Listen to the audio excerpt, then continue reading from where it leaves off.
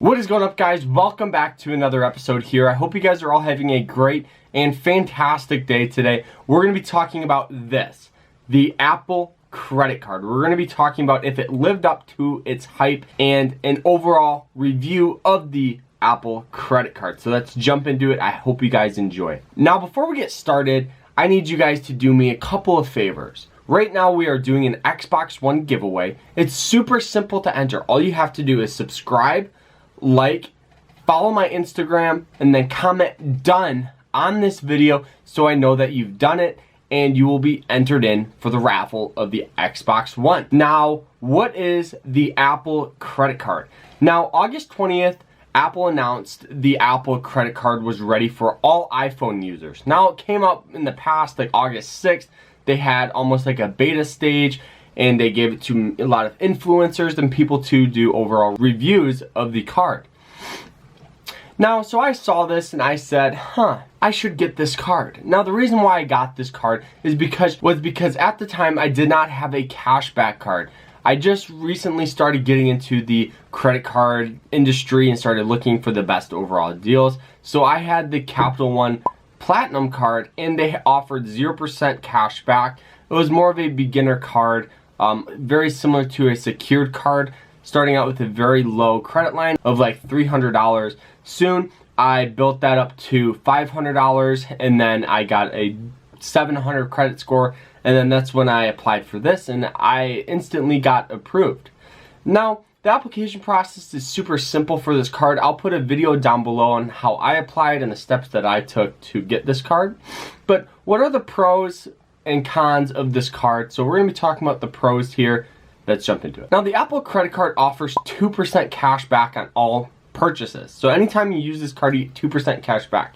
It used to be 1% cash back, but they recently announced that it is 2%. So that is doubled to what it is now. Now it's turning out to be a very useful and very good card. It still offers the 3% cash back on all Apple Pay purchases. So anytime you use your phone to purchase anything from a store that does have Apple Pay, you do get the 3% cash back. Now, this card is a metal card. It's made out of titanium and it is pretty durable just because it's harder to bend, and it fits very easily in my wallet like that. Now, yes, this card does have some scuffs, some dings on it, but it's a credit card. It's not a car or anything that really has some sort of value. It's just a card. Now, on this credit card, you might notice that there are no numbers on this card. Now, I think that's very cool and it's very bad. Now, we're going to be talking about the pros of having no numbers right now. The pros is your card numbers are all online. So it's instantaneous for you to get new card numbers if you think someone has gotten a hold of your previous card numbers. Now, Apple makes it super simple to pay your card balance on this card. All you have to do is go into your wallet settings and pretty much just pay for it. You don't have to log into a whole bunch of things, click buy like Capital One does. Capital One kind of makes it a lot more difficult. Now, another good thing about this credit card is it has 0% interest on all iPhone purchases. Now, anytime you buy an iPhone, you can use your card and they'll be charged 0% interest on it. So I think that's very cool, and I think it's almost getting into that, you know, that Prime membership where you just get a phone and you only have to pay $15 or $20 a month and you get the newest iPhone. So I think that's pretty cool, and I think that's gonna put a lot of wager on Sprint, Verizon, how they kind of lease their phones out. Now, another cool thing about this card is the customer service. Now, there are multiple ways of getting hold of them. You can either text them, call them, email them, and they respond in seconds. If you have something urgent, obviously call, but if you just have general credit card questions, you can just ask them over the text message that they give you. Now, pretty much those are all the pros of this card. What are some of the cons to this card? Now, a lot of people think you're stuck in this Apple ecosphere or this Apple technology, thing, because you only can get the card when you have Apple products. And I do see that as a possibility of something that could be not the best, but I'm a huge fan of Apple products. I have iPod, Mac, and the iPhone. I would love to buy more things, but obviously they're more expensive.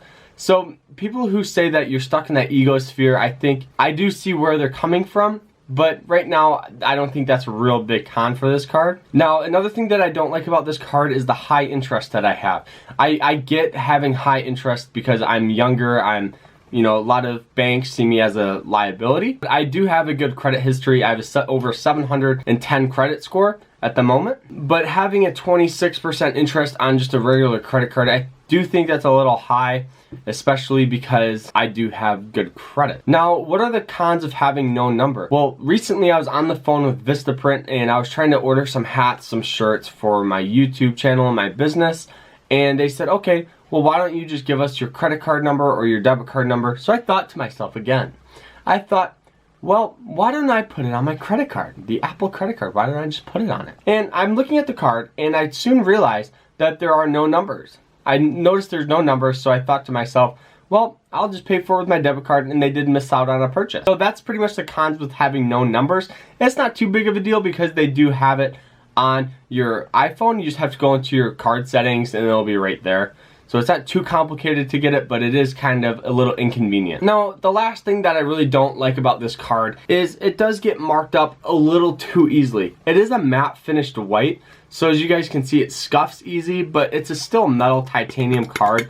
But, you know, that was pretty much the one thing that I soon noticed is the bottom of this barcode type thing was getting a little faded, as you can tell. But that is my overall review of this card. I do think this is a great card, especially for beginners who really want to get into that cashback, because I do think getting cashback is one of the best things that you can do, and I think you're missing out on money rewards if you don't do it. Now, obviously, you do have to have some sort of Apple products to get this card.